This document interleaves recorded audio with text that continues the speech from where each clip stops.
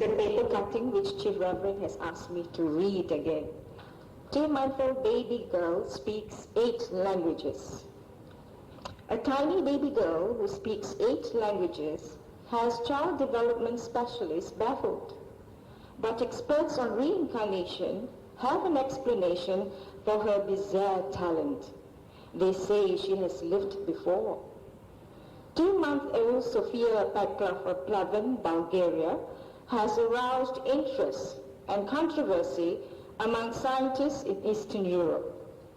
She became famous when her doctors reported in the Journal of Child Psychology that the little child can speak fluent Latin, English, Spanish, French, Bulgarian, Lithuanian, Russian, and an obscure Arabic dialect of ancient Egypt. Videotapes of the child's activities have been sent to major universities in the communist bloc countries, and experts have been invited to comment on her rare abilities.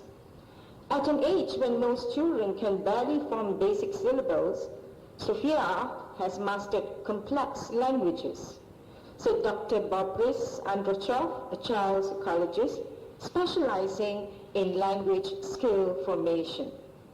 Never has there been a case of such extraordinary dimensions. We have studied the child carefully and can offer no explanation for her advanced development. We have never seen anything like this before. The head of Moscow's Reincarnation Society is convinced 11-pound Sofia was born with her extraordinary abilities. Nikolai Toveshpin says the child has lived many times before and has brought her knowledge of languages from previous lives along with her at birth. Her loving parents, Ivan and Alexandra, say that the child appeared to be listening intently to them from the first moment they spoke to her.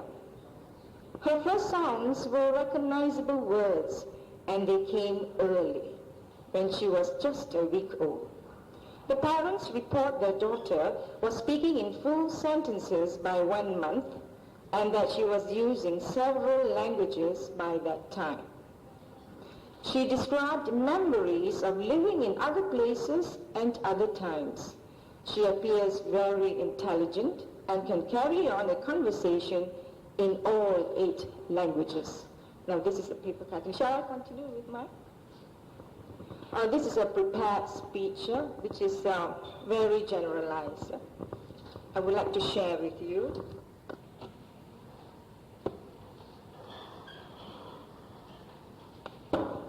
The most important aspect of conscious existence, the most significant thing in life, is that we have feelings, both pleasant and unpleasant. The human mind is far more than a complex computer which gathers and information. From the dim awareness of an insect, fish, or reptile, to the most highly complex and sensitive realizations of humanity, one feature alone is paramount. That is, the pursuit of happiness, pleasure, and enjoyment, and conversely, the avoidance of pain, sorrow, frustration, and fear. Without such feelings, there will be no such thing as value, purpose, meaning, and significance. Motive and incentive could not exist, and there would be no reason to think, to speak, or act. Man is unique in this regard only in his relative ability to experience a greater diversity and complexity of pleasurable experiences, such as creativity, music, abstract contemplation. According to Buddhist doctrine, it is man's thirst for pleasurable experiences that generates new karma and perpetuates his existence. Enjoyable experience itself is karmically neutral. But what does produce karma is our is our craving, or tanha, the unquenchable yearning for repeated sensory and emotional stimulations of whatever they may be. It is craving that sustains our existence. But what does it mean to exist? In terms of experience, life is nothing more than each conscious moment. The moment of talking, as I'm doing now, the moment of listening, of bathing, of studying, of daydreaming, of planning, of worrying, etc., etc., and etc. All these and more are life. Each endures for an instant and never again returns exactly the same as before. Which ones do we live for then? Which are the ones that justify our desires for continued existence? And conversely, how many are of negative value? Painful, irritating, disappointing, worrisome, boring. You can even hear children saying that I'm bored, frustrating, empty, or any of the other displeasurable states of mind, all of which Buddhism groups under the word dukkha.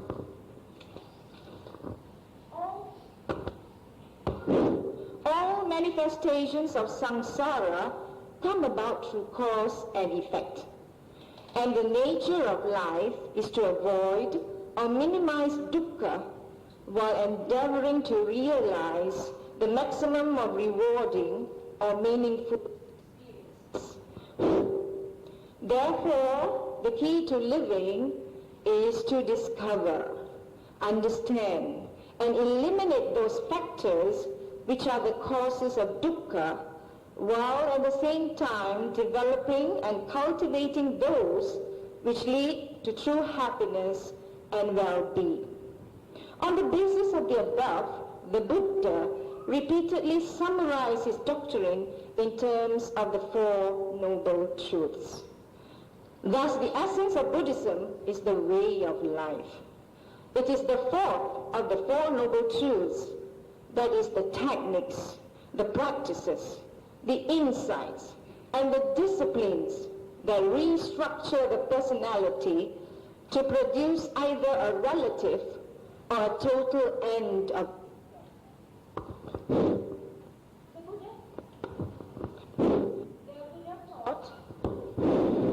The Buddha taught there are two ways in which one can deal with the problem of existence.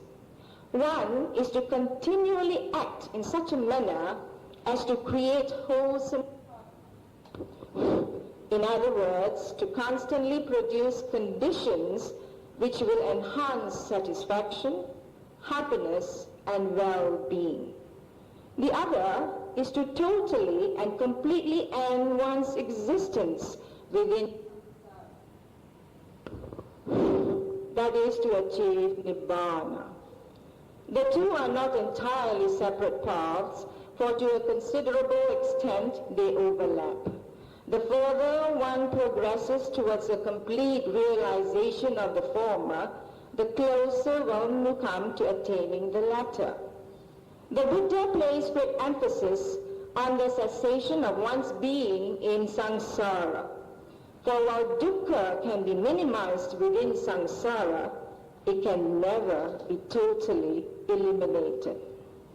Thus, the Buddhist version of salvation, either of the relative or of the absolute sort, is something resulting primarily from one's own volitions and can never be imposed upon one, nor granted to one by some external agent. The Buddha's mission was to enlighten men as to the nature of existence and advise them as to how best to behave for their own benefits and the benefits of others. From the Buddhist viewpoint, each conscious being is an individual, free to act as it sees fit. The Buddha only advised men as to which conditions were most wholesome and conducive to long-term benefit. You yourself must make the effort. Buddhas are only teachers. And to close, I would like to quote from the Dhammapada. Sabba papasa akaranang kusalasa upasampada sacitta paryodapanang etang buddhana sasana. Not to do evil, to cultivate good, to purify one's mind. This is the teaching of the Buddhas. Thank you. Good evening, Reverend. Brothers and sisters in the Dhamma. The question that we were being asked to discuss was whether we accept or reject reincarnation. As a Buddhist, of course the answer is yes. If we are to believe, we have to be followers of the Buddha, that is one concept that has to be accepted by all of us. But there are quite a number of nagging doubts, among which are, although the world has billions of people, only certain individuals, very, very small amount of people have recollections of their past lives. I, for one, although I believe, if I don't believe in reincarnation, I would not have accepted the teachings of the Buddha, the Dhamma. The whole teachings is that if you don't follow the teachings of the Buddha, if you don't try to attain Nibbana, you'll be reborn all again and again until finally you cleanse your mind. So, from that angle, we have to believe that there is rebirth. But the nagging doubt that is to be specified is, why are so many people in this world who are unable to recall their past life? Earlier in our talks over this period of time by the Reverend, we were being informed, based on the Dhammapada, that there are certain periods. Elements come down, certain circumstances allow the elements to get together. You come into being, you appear, you grow, you mature, you die. Then the whole cycle repeats. Now, I would rather imagine, in particular in this case, the baby who is 2 months old. How is it in his previous life he managed to retain that memory, that consciousness, where he can recall? How is it I'm unable to recall? I would like to venture to comment, is there a possibility, if every right time, the chances are, if every right time you are a human being, of course this is subject to my imagination to be countered by people who agree or who agree or who disagree. Probably one aspect could have been, for the last 8 lives, he could have been a human being all the while. As a human being, you have certain formation, you have certain elements. So 8 consecutive lives, he had been a human being. Therefore, he can somehow at the time when he was being reborn as a human being, he retained that consciousness. Maybe I cannot recall in between. Who knows? Maybe in my past life I've been in the hells or something like that, where the structure of the consciousness is different. Thereby, I was unable to carry forward my past lives. But at any rate, I still cannot understand, in spite of the fact that I believe, why I can't recall my previous lives. But as a man now, there are many occasions, and I also quite believe many of you have the same experience. Sometimes when you're sitting in a bus, or you're walking, or you're talking in a certain place, it appears that you have been in that situation before. This is quite actually a common experience. Why is it so? Sometimes I thought, I thought I've sit in this particular position. I thought I have heard this particular speech. I thought I have seen this particular thing. But it cannot be, because it is now. So, it could be the consciousness is playing forward and backwards. But then, it happens now, why can't my previous life be played forward and backwards? Why the other party can? So I will leave the rest of the other people who have, maybe among some of you, you had certain recollection. And then I like cats, I don't quite like dogs. For all I know, maybe my previous life I've been a cat. Things like that. So I would like to leave the comments from the rest of the people to share what you actually feel, because that is the whole purpose of tonight's talk. Thank you. Hindus and Buddhists maintain this belief as their religious tradition, but many of them do not know anything about it. They say, as Buddhists we believe, or as Hindus we believe. On the other hand, Christians and Muslims say, according to Christianity, they have no ground to believe, they don't believe. Muslims also say they don't believe. But in between, there are some who are not belong to any religion, and also some of them have their religious background. They are very unbiased. They try to find out reasons to justify that it is true without rejecting. So the Buddha's advice also neither to accept at once nor to reject the study. There are many reasons for us to consider.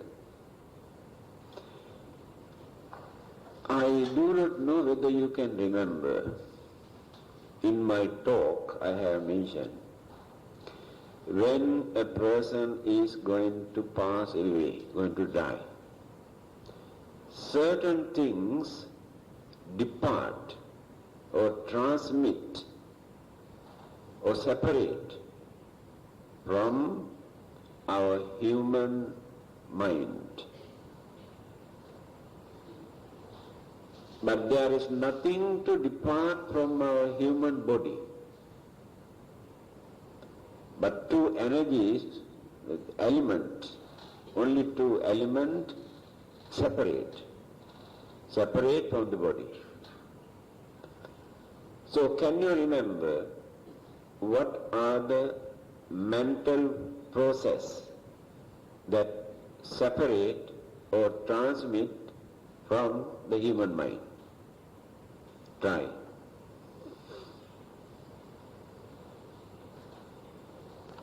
Remember?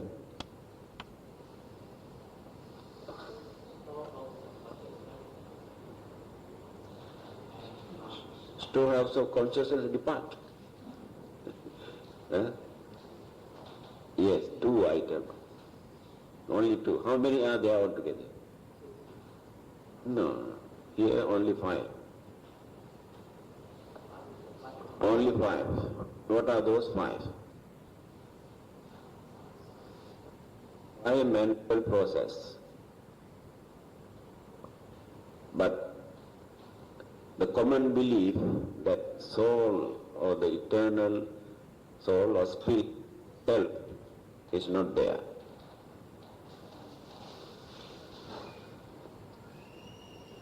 Some others, Mr. Boone mentioned only 2, or 3.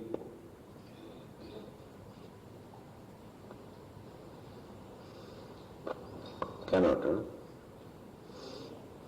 Pardon? That's right. Another one. Another, huh? Avidya, that's right. 2, 4 now. One more. One more. Okay?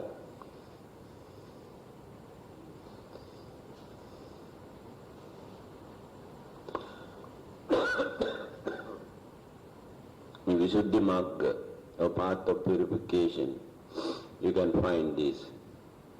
This is the way how the Buddhist scholars have summarized Paticca Samuppada, dependent upon origination, categorized into 5 groups. Atite hetavo pancha means 5. Idani phala panchaka. Idani means now. Idani hetavo pancha ayatin phala panchaka. There are 5 causes, mental causes, which are responsible for conditioning or creating another existence after our death. So the belief that people maintain that the God come and take away the soul and he send this to heaven and hell and all these are mere belief. But when you study the Buddhist psychology, this is the way how the Buddha has explained without referring to any God or spirit or any external forces. Pure mental processes are responsible for our existence. That is why it is necessary for us to maintain purity in our mind. Otherwise, as a religious way of life, there is no difficulty for us to worship and pray and recite something, sutras or mantras or prayers or chanting, and very easy, anybody can do. But the Buddha did not depend on any of these practices. This is the vast difference between Buddhism and all the other existing religions. All the other existing religions depend on some external forces and power. Buddhism depends on mental purity, not on external power. Can you remember this? Again, external forces cannot purify the mind. The mind is the only one that which can be purified. Mind can purify the mind. Now we are learning how to purify the mind. So these 5, avidya, trishna, karma, upadana, bhava, these are the 5.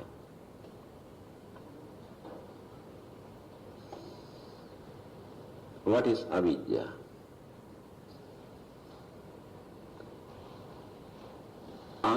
Avidya means that which closed, covered. That is avidya, not visible. So our mind is covered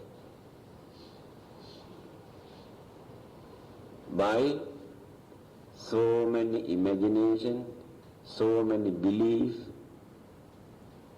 and wrong concept, wrong ideas. So these things cover, close our mind, so that we cannot use this mind to see things through proper perspective. Because of that, we create our own imagination. That is how we maintain a lot of superstitious belief, ridiculous ideas, because of that ignorance. So when we die, that ignorance which polluted our mind transmit together with some other forces. It is mental energy. Polluted mental energy. Then the next one, tanha or trishna. This tanha or trishna I have explained in 3 ways. Can you remember what are those 3? Kama tanha, bhava tanha, vibhava tanha. 3 kind of craving we have in our mind. No one is free from this. We can control them, reduce, but still we have not eradicated any of these 3. So what are those 3? Kama tanha, bhava tanha, vibhava tanha. What is kama tanha?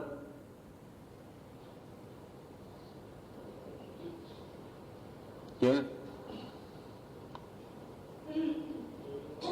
Craving for? Yes. We have very strong craving to enjoy our life, to enjoy our senses, sensual pleasure. Because of this craving, we are facing enormous mistakes, worries, trouble, difficulties, and we make a lot of mistakes because of this. Every day we tell lies, every day we bluff others, every day we disturb and disappoint others, every day we destroy others because of this craving. So then where is the Always disturb, always this mind mentality is very clear. There are so many other minds there, when we want to bring together. Every day we are facing this problem. I put my coffee, you know.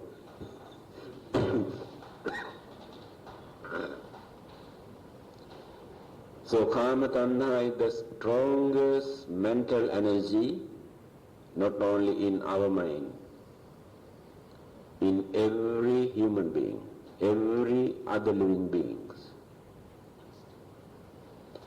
This will become one of the causes for our next existence.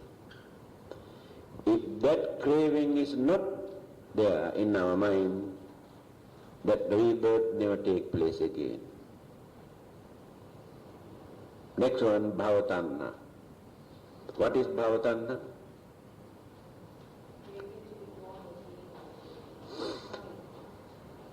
Bhavatanha, craving for existence.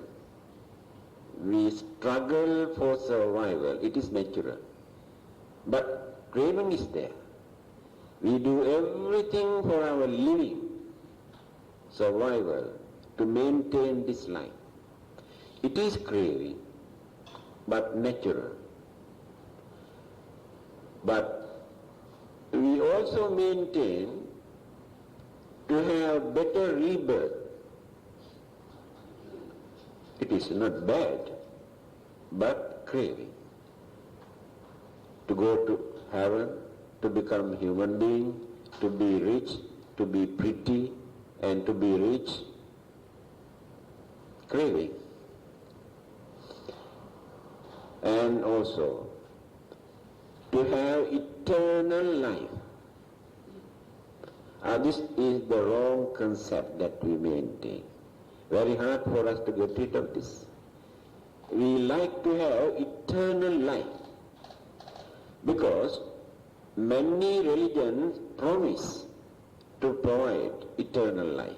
People like it very much. To remain without becoming old, without suffering from sicknesses, without dying, how nice. But never think that it is a dream, because impossible in any part of the universe. But those who say there is a place for us to go and remain forever without facing death, We like it, but we never think, analyze, try to understand whether is it possible or not. This is called bhavatanha. Last one, vibhavatanha. What is vibhavatanha?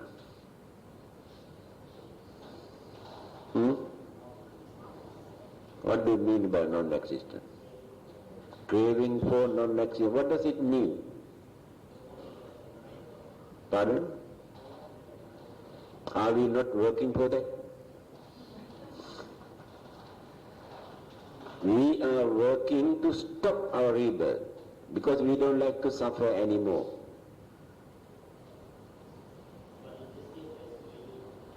Pardon?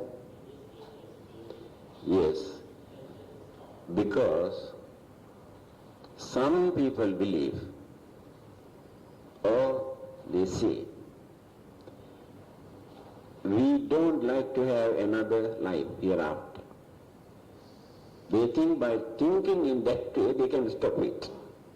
Now that is the wrong concept. Now when you got fed up with this life, after facing enormous troubles and problems and sufferings, then you say, I don't like to have another life hereafter. But it doesn't work. That is called craving for non-existence. Craving is there.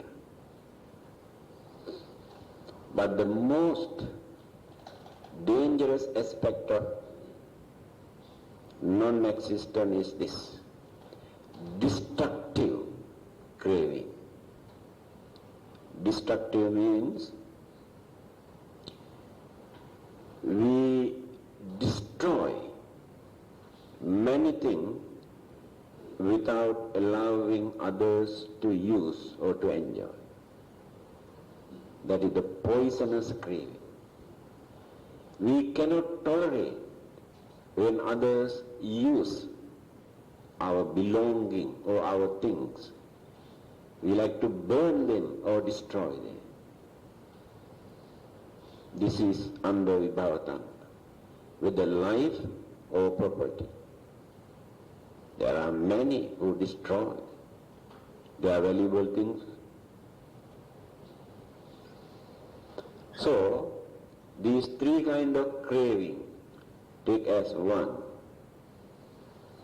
Now, avidya, trishna, mental impurities or mental pollution as ignorance, then craving. These three kinds of craving are very strong in our mind.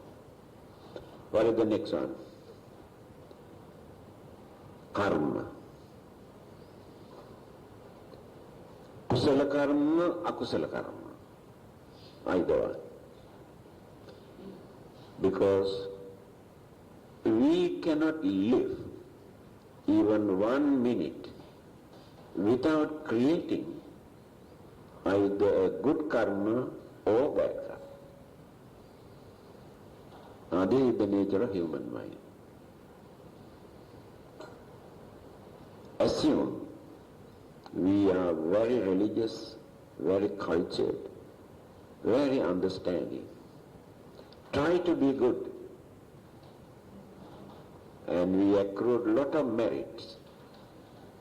Even then, since we have not eradicated the roots of the evil thoughts from the mind, those evil forces influence the mind to commit evil. Therefore we make mistake. So every minute when hatred, jealousy, cruelty, anger, ill will, enmity, these evil forces appear in the mind, we create bad karma. Again, our kindness, our compassion, honesty, our patience, our tolerance, our understanding, our sympathy, our cooperations, all the good qualities create good karmas. But this is mind alone. What about the word and action? When we talk, if you can record from the very beginning up to the end of the day what you talk, you can understand how many mistakes you have done, how many times you hurt and disturb others, you accuse others and blame others and bluff others and telling lies. Bad karma. But there may be one or two good thoughts, good words to create good karma. More than 95% bad karma, maybe 5% good karma accumulate into the mind. So these karmic forces, the duty of the karmic forces in that mind is kammang satte vibhajati adidang hina panitata. Karmic forces direct our life process towards one particular direction, either to become humans or animals or devas or ghosts or this or that. That is why karmic forces are responsible for that. But karma alone cannot do anything. Karmic energy. So, avidya, trishna, karma. Next one. Upadana.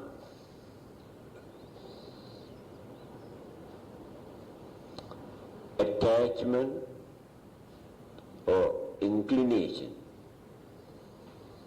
towards something. If craving is there, that craving naturally develops attachment.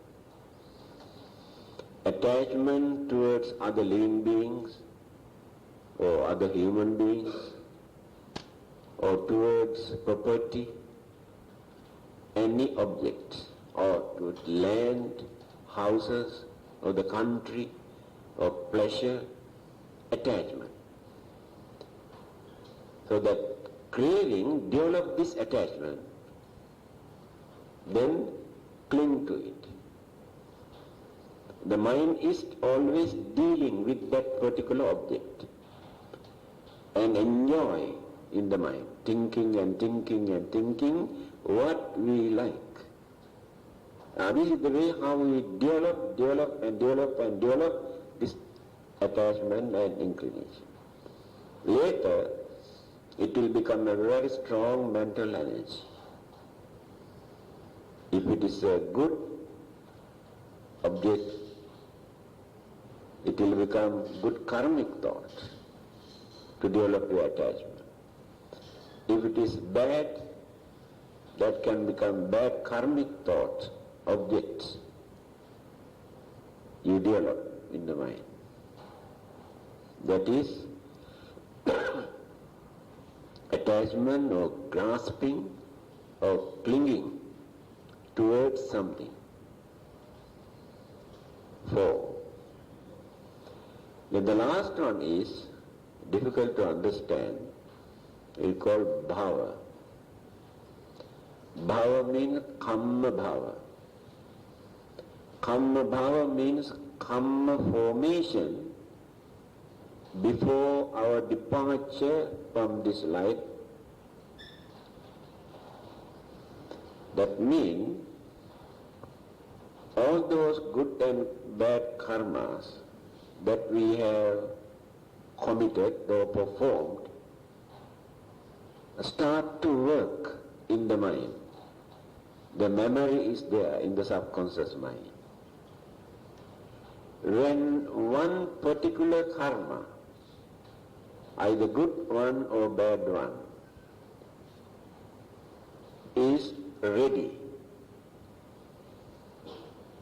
to take the responsibility to divert this life, then the karma formation is formed. Since these things are very deep, people are lazy to study and think and understand. But very easy to believe that God created everything. He has given us soul and life. After our death, the God come and take away the soul. Then according to our way of life, the God either send us to heaven or hell. All the others believe this. Hindus also believe, although they believe in karma. They say the God measure, observe what sort of karma we have done. And then he will decide where to send this one, where to go. Heaven or hell or anywhere else. That is the Hindu concept. But others never talk anything about karma.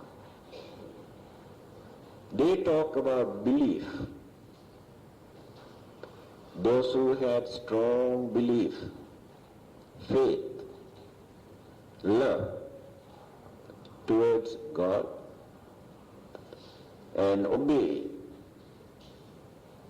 the laws given by the God. Now then, the God come and take away your soul and send to heaven.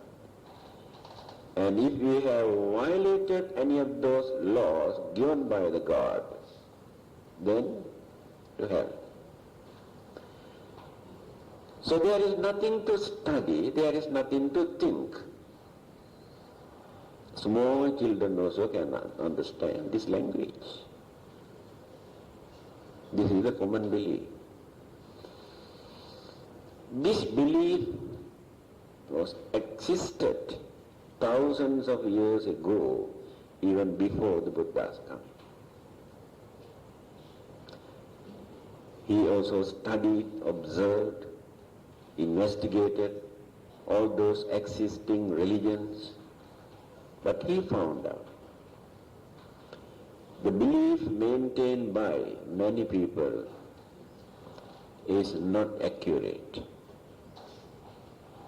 And that is why he had to give new interpretation about rebirth.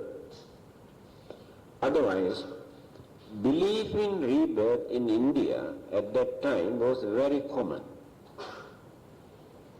So he had no difficulty to explain rebirth. Everybody accepts. But the way or the method that they maintain is wrong. That is why the Buddha had to give this interpretation. These are the ingredients, these are the process, these are the energies which are responsible for our rebirth.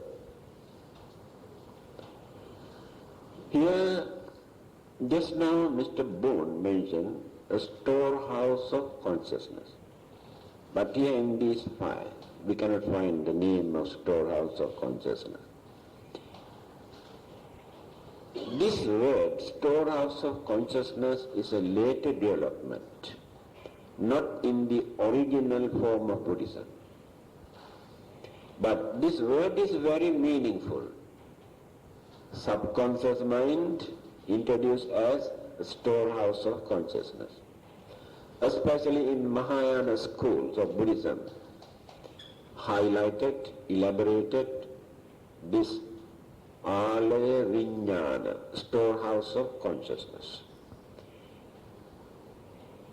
So whatever term or word we use, the idea is karma formation,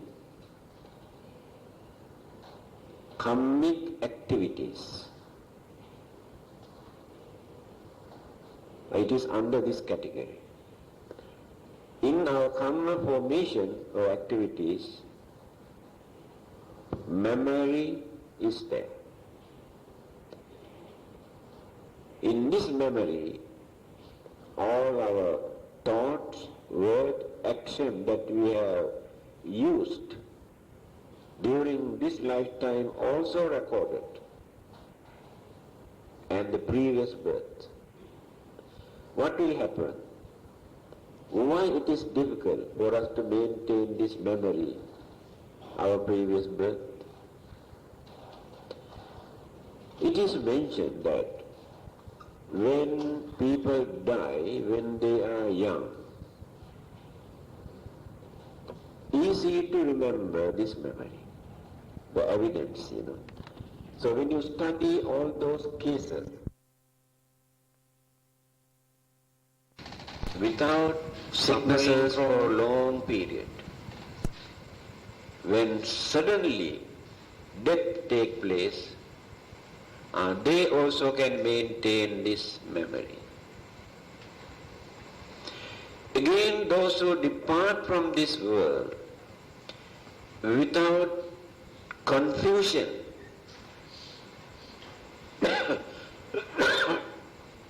disturbances, worries, disappointment, unhappiness in their mind, also can maintain this memory. Another example, a few years ago in Sri Lanka, 7 years old girl suddenly remembered the previous birth. Then started to tell her own parent that she wanted to go and see her father and mother. Then the father and mother asked, "Are you mad? We are the father and mother." No, my father and mother are living in that particular village, that particular house. I want to go and see them. But these people do not know anything about that family. When this news spread, many of those university professors, psychologists went to investigate, interview and record. Finally, they have decided to go in searching where this house is. It was about not more than 30 to 40 miles far away. She said, in that particular village, there is a tea estate and there's a railway line. When you cross this railway line, there is a small house. That is my house. So what they did, they carried this girl and group of people with her own parents.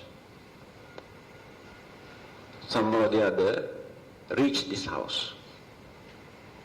She pointed out, this is the house. As soon as she entered into this house, she said, "This is my mother, this is my father. This is my elder sister, this is my younger sister. This is my brother." And she also remembered their nickname they used at home. The most interesting incident here in this story is this. A young boy, her brother, during the previous birth, when this boy came to talk to this girl, she refused. She doesn't want to talk to this particular boy. But she talked to all the others. Then the school was nearby where she studied. Headmaster, having heard about this case, immediately he came to this house. Then she told, "This is my master who taught me." There's a book written about her case. One Ivan Stephen purposely came to Sri Lanka to study this case, and he has written a book. Then parents during her previous birth revealed the secret. Why this girl refused to talk to this boy? They said, this girl also a boy during the previous birth. That boy died when he was 13 years old. And she pointed out the grave where her body was buried. Not her, his, during the previous birth. Then they told, these two brothers are log-headed, always fight, hate each other, never agree with each other. That anger, that enmity are still maintained in the mind. Remember this. If you develop your enmity or anger or hatred towards another person, in the next birth also, you maintain the same mental attitude. That is the danger of it.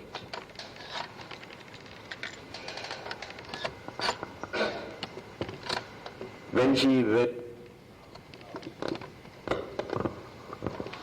she asked, there was a picture of Queen Elizabeth.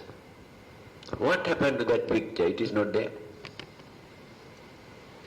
Not here, lah, there.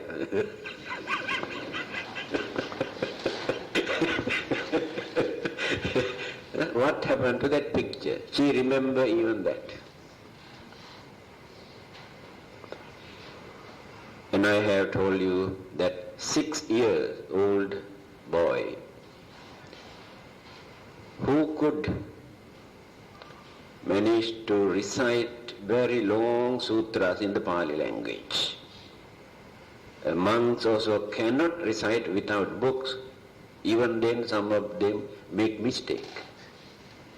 But this 6-year-old boy recite those long sutras like Dhammacakka Sutta and Anatta Lakkhana Sutta, where the Buddha rejected the eternal soul, and Abhidhamma, without making any mistake in pronunciation or without making any grammatical mistake, the where this boy stopped, the sentence by sentence.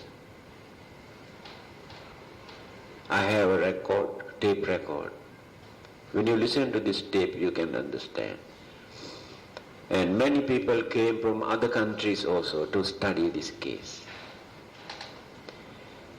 Every evening, they sit down in a dark corner, then go on reciting all these sutras.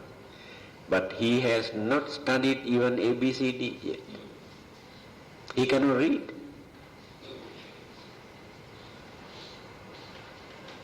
There are cases all over the world now, more and more. Those days we had no communication with other countries to get such information. But today, whenever there is a case, they publish in the newspaper, then people in other countries also come to know. So when we study all these cases, what they have mentioned about their previous birth, places, and what they have done, their jobs, their duties, responsibilities, all correct. So we too have this memory. Still we have this memory. But we have no chance to bring up, recall. So one day when we attain Sotapan, Sakadagami, Anagami, sainthood or Arahanta, then the memory again come back, because all the dirt from the mind cleans and removes, then the memory can be seen. Remember everything. There are thousands of stories. But this particular case is a very strange, only 2 months. The Buddha spoke immediately after his birth, but people don't believe it. And the languages in her case, 8 languages. Also this child was born in a communist country where there is no religious background. So the memory, the biggest problem is how we maintain it. The nature of our mind is such, we cannot maintain this memory because of external disturbances, objects that we accommodated in the mind. What we have done, what we have studied, what we have seen and heard, even early part of this life also cannot remember. We have forgotten. Then how can we remember the previous birth? So memory is there, but we have no chance to bring them up. Another example, whenever we want to remember the name of one particular person, we know it is here. Here go on sketching, thinking, cannot get. Within few hours or next day we get the name, we remember. This is the evidence to prove the memory is there, but we cannot bring up at once until we prepare the background. So all our activities, our nature, our character and behavior, we are using what we have developed during our previous birth. All of us have our own character, our way of life. That is our previous experience. Nobody taught us. So our character, our nature, or our intelligence or ignorance,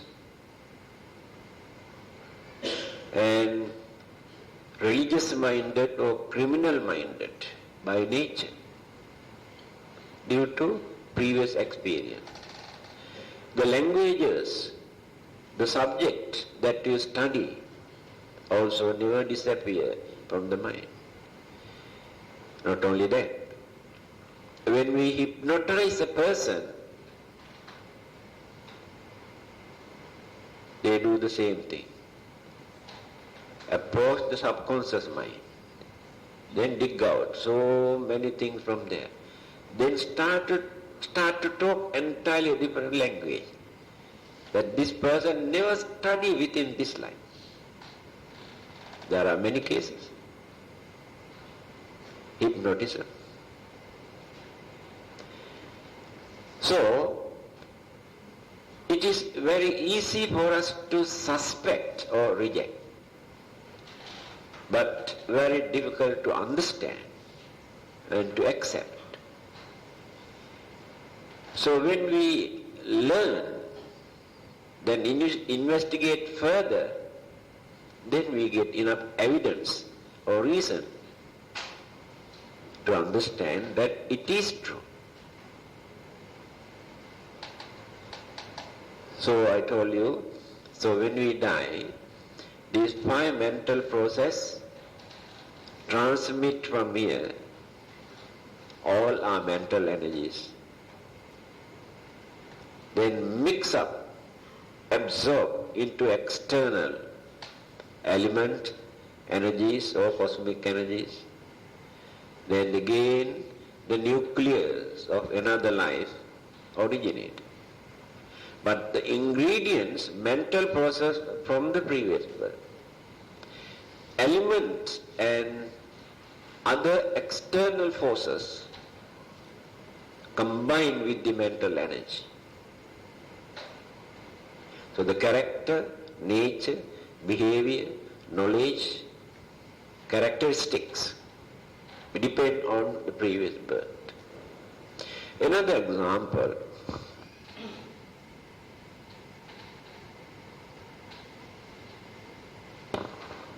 we know the Buddha, how he gained his enlightenment. So we know very well, he did not gain anything from God. There is no divine power or divine message or divinity. But all the others claim they had divine message, divine vision, divine influence. The Buddha directly rejected and announced that he had no divine power behind in his enlightenment and no divine message. Then he says how he gained it. Then mention 10 paramitas, perfections that he cultivated life after life by training his mind, purifying his mind, developing his mind. These are the three things. Then, since the mind was not pure, since it is very difficult to train and purify, to gain knowledge and wisdom, it has taken such a long period for him to gain this enlightenment. So when it is completely purified, developed, and reached the climax, he gained his enlightenment. Then how did he maintain this life after life? What is the link?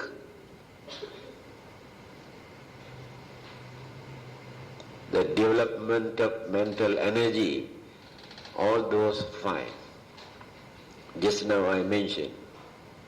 So among those 5, avidya, he maintained this avidya even up to the last birth. As Prince Siddhartha, he also had avidya or ignorance, but lesser degree of avidya, not like others. And his craving was very strong when he was very young. You know, he had so many girlfriends. And almost every day young girls come and entertain him, dancing, singing, merrymaking, and he enjoyed his life. Craving was there. But when he started to think deeply, that craving slowly faded away.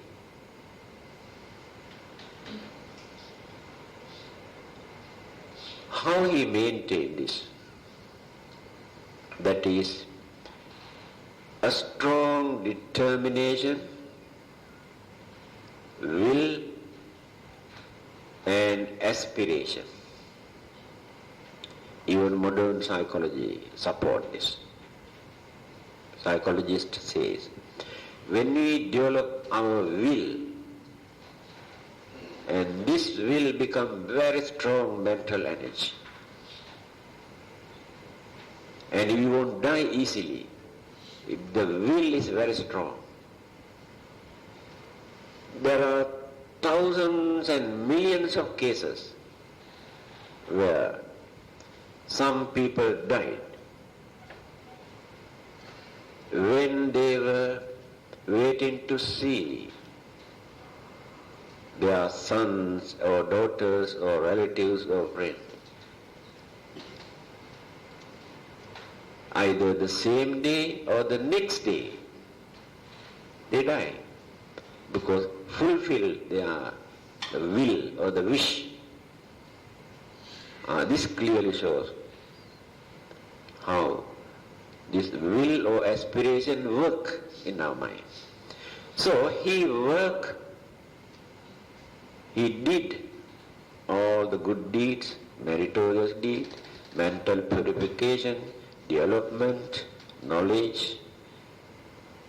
With this will to become a Buddha one day, aiming at, then it has become a very strong determination, will and aspiration. Then in that mental energy, mental process, all these ingredients and the will was there to guide without misusing until he reached the final goal, enlightenment. So even in our case, it is not difficult for us to maintain our way of life, our knowledge, our understanding, our purity, our talent, our wisdom. If we maintain this aspiration, that is why we every time recite this imina punya kammena mame bala samagamo satang samagamo hotu yava nibbana pattiya. By the virtues of all these merits, so may I get the chance to attain final goal, and by keeping away from evil, wicked people, by associating and learning good people, and until we reach our final goal. That is the will or the aspiration. It works. Then we get the chance to carry on our work in the same way. I think this is enough. I do not know what happened to my cough. Forgotten, I think. In fact, I didn't talk anything. Since you are very lazy to talk, so I had to talk today also. You like to keep quiet. And some people believe observance of silence is noble. It is a religious belief. But you do not know what the Buddha has said. If you want to know more detail, you can read Vinaya Pitaka Mahavagga Pali, what the Buddha says. A group of monks who are keeping quiet without talking to each other. The Buddha says, only animals keep quiet without talking to each other. Humans who got mind and knowledge must talk and discuss without wasting your time, keeping quiet. So keeping quiet is not a religious service from the Buddhist point of view. Akasattha jabummattha divanaga mahiddhika punyantang anumoditva chiram rakkhantu lokasasanam ittavata ammehi sambatam punya sampadam sabbe deva anumodantu sabba sampatti siddhya devo asatu kalena sassa sampatti hetu ce prito bhavatu loko ce raja bhavatu idang munyati rang hotu gita hantu nyatayo vimina punya kammena mami bala samagamo satang samagamo hotu yava nibbana pattiya.